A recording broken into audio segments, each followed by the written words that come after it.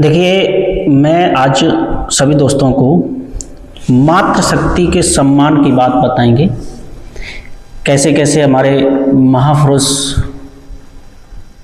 मातृशक्ति के लिए कितना प्रेरित थे, कितना मातृशक्ति को मानते थे, कितना इज्जत देते थे माताओं को। लेकिन आज के युग के सज्जनों की बात कहना गलत है, क्योंकि आज के युग के जो सज्जन हैं वो कुछ ज़्यादा ही मातृशक्ति के भक्त हैं। आजकल तो मातृशक्ति के नाम की एक भी जिज्ञासा देखने को नहीं मिलेगी। तो मैं लेके चलते कुछ इतिहास की मातृशक्ति के बारे में। कुछ महापुरुष हमारे ऐसे हुए हैं जो महापुरुष हमारे बहुत ही ज़्यादा मातृशक्ति को मानने वाले थे, जो मातृशक्ति यानी कि माता की आज्ञा का पालन करना, अपनी जननी को या दूसरे की स्त्री को अपनी जननी मानना, यानी कि सभी स्त्रियों को अपने माँ जैसा सम्मान देना। हमारे महापुरुषों में बहुत ज़्यादा विद्वान थी। ऐसे ऐसे भक्त हुए हैं, ऐसे ऐसे हमारे बहुत ही ज़्यादा प्रेरणादायक एक कहानी में आपको लेकर चल रहे हैं। कई ऐसी माताएं हैं जो मातृशक्ति के प्रति जागृत रही हैं, क्योंकि आप सबको पता है कि माता की तुलना किसी भी अन्य वस्तु से नहीं की जा सकती है, क्योंकि माँ भगवान से भी बढ़कर होती है। जिन महापुरुषों ने मातृशक्ति का सम्मान किया है उनका नाम संसार में आज भी अमर है, क्योंकि कई लोग ऐसे होते हैं जो अपनी माता को ऐसा वचन नहीं दे पाते हैं कि वो अपनी मां को प्रफुल्लित कर सकें। शिवाजी, आपने नाम सुना होगा, एक हमारे महापुरुष थे शिवाजी, छत्रपति महाराज शिवाजी जो थे, वो हमारे देश के लिए उन्होंने बहुत सारे बलिदान दिए हैं, बहुत उन्होंने हमारे देश के लिए आगे बढ़ाया है। उनकी माता थी जीजाबाई। वे एक धर्मपरायण नारी थी।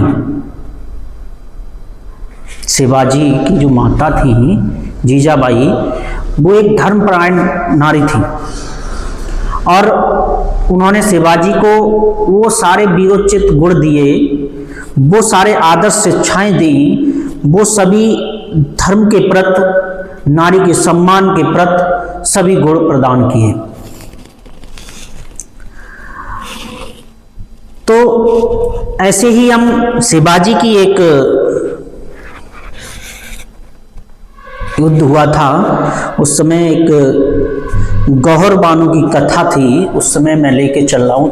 छोटी सी कथा है, कैसे हमारे बलिदान शिवाजी ने उस मातृशक्ति के लिए क्या क्या नहीं किया। तो एक समय की बात है कि जब शिवाजी कल्याण के किले पर आक्रमण कर उस पर अधिकार जमा लिया। भाई आक्रमण किया और उस कल्याण किले पर उन्होंने अपना अधिकार जमा लिया। जब शिवाजी ने अपना अधिकार जमा लिया, और जमाने से मतलब अधिकार जमाने से पहले जो भी शिवाजी के जो सेनापति थे उनको आदेश दिया था कि किले में जितने भी पुरुष हैं सभी पुरुषों को बंदी बना लिया जाए,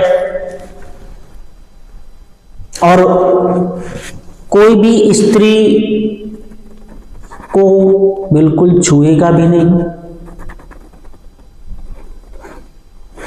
और ना ही बच्चों के साथ किसी प्रकार का कोई भी अनुचित व्यवहार नहीं करेगा। विजय के उपरांत जब किले को जीत लिया, उसके बाद सेनापति जो आभाजी थे, यानी कि शिवाजी के जो सेनापति थे वो आभाजी थे। अब आभाजी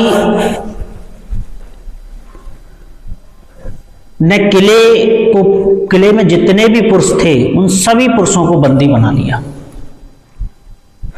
और जितनी किले में संपत्ति थी वो सारी संपत्ति अपने अधीन कर ली, सभी लूट ली। अचानक से आभाजी का किले में जो किलेदार की पुत्र वधू थी उस पर नजर पड़ी। उसका नाम क्या था? गौहर बानो। क्या नाम था? गौहर बानो। बहुत सुंदर थी। आभाजी ने इस लालच में उस स्त्री को बंदी बना लिया। सोचा कि महाराज शिवाजी इतनी सुंदर भेंट जब देखेंगे तो उस भेंट को देखकर हमें बहुत अच्छा पुरस्कार प्रदान करेंगे। तो लालच में आके आभाजी ने उस गौहर बानो जो किलेदार की पुत्र वधू थी उसको बंदी बना लिया। जब आभाजी शिवाजी के दरबार में पहुंचे तब शिवाजी ने आभाजी से प्रश्न किया, कहो आभाजी सब ठीक है? हाँ महाराज। आभाजी बोले, हाँ महाराज, साथ में आपकी सेवा में एक अनमोल रत्न लाया हूं। तो शिवाजी बोले, क्या है अनमोल रत्न? उसको हमारे सामने प्रस्तुत करो। शिवाजी ने जब आभाजी को आदेश दिया प्रस्तुत करने का तो आभाजी ने गौहर बानो को शिवाजी के समक्ष खड़ा कर दिया और जब शिवाजी के समक्ष गौहर बानो को खड़ा किया तो शिवाजी गुस्से से भर उठे और आभाजी पर कड़क कर बोले कि तुमने बड़ा अनर्थ कर डाला। तुम्हें ज्ञात होना चाहिए कि मैं पराई स्त्री को माता मानता हूं। जो भी हमारी पराई स्त्री हैं वो हमारी माता के समान हैं। तुमने बहुत ही बड़ा भयानक अपराध किया है। आप एक स्त्री को कैसे उठा के ला सकते हो? वो मेरी मां है। अब इतना कहकर शिवाजी ने गौहर बानो को देखते हुए कहा, देवी, मेरे सेनापति ने आपको बंदी बनाकर और आपको अपमानित करके एक बड़ा अपराध किया है। आप मेरी माता के समान ही पूजनीय हैं। मैं अपने सेनापति की भूल के लिए आपसे क्षमा मांगता हूं। इसके बाद शिवाजी ने पालकी मंगाकर गौहर बानो को बड़े ही आदर के साथ उसके परिवारजनों के पास वापस भेज दिया। ऐसे थे हमारे शिवाजी, मातृशक्ति का सम्मान करने वाले। इसीलिए शिवाजी का घोर शत्रु बादशाह औरंगजेब ने शिवाजी के इन गुणों की प्रशंसा करता है।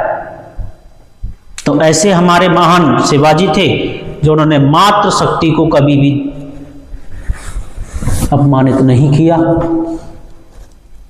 हमेशा पराई स्त्री को माता माना, अपनी माता के समान दर्जा दिया।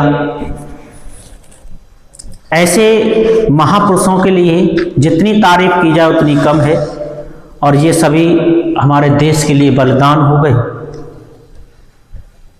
इन सब ने हमारी बहुत ही ज़्यादा